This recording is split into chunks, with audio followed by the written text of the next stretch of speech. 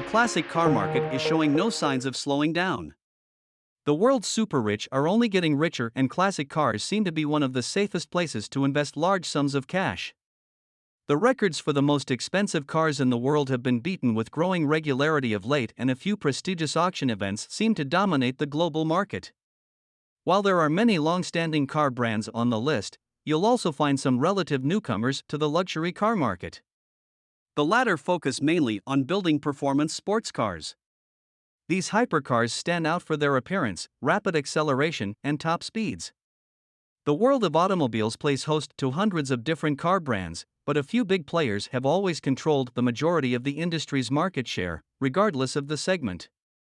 Some of these popular car brands pride themselves on making products that keep people moving.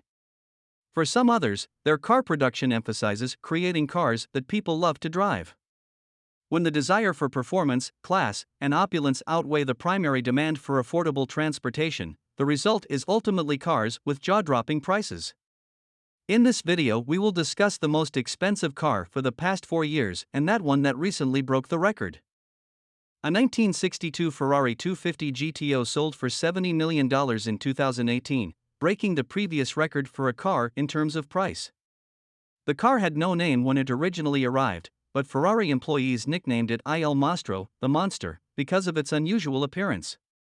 The car was unpainted, and its corroded aluminum body was the color of a stormy sky.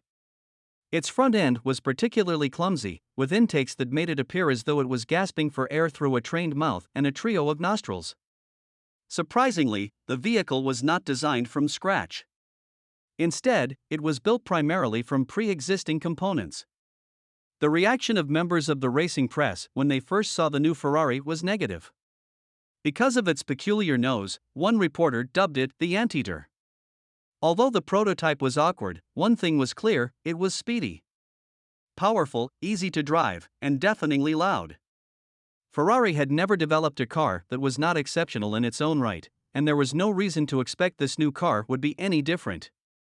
When finished, it would be known as the Ferrari 250 GTO 250 for each of the 12 cylinders cubic centimeter displacement, GT for Gran Turismo, and O for omologato, the Italian word for homologation.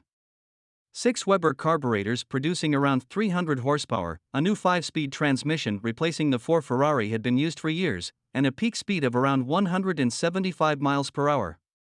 It was the final of the front-engine Ferrari racing vehicles, and the only Ferrari ever built that was not only a race winner but also a comfortable road car. A private individual just paid $142 million for a 1955 Mercedes-Benz SLR Uhlenhaut. As a result, it is the most costly vehicle ever sold. The car's advanced engineering and racing background were credited with the $142 million price tag. It was also the most expensive Mercedes-Benz non-Gullwing ever sold at auction. This is especially astounding when considering the Uhlenhaut, which was conceived and completed in under 3 months. Only 2 prototypes of the Mercedes 300 SLR Uhlenhaut Coupe were built.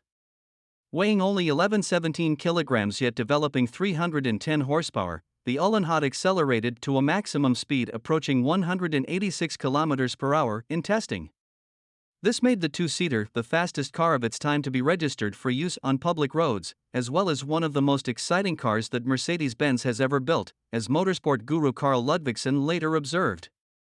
On May 5, the auction was held at the Mercedes-Benz Museum in Stuttgart. Only a small number of people were invited to participate in the auction. This was an automobile that was truly breathtaking in terms of its condition.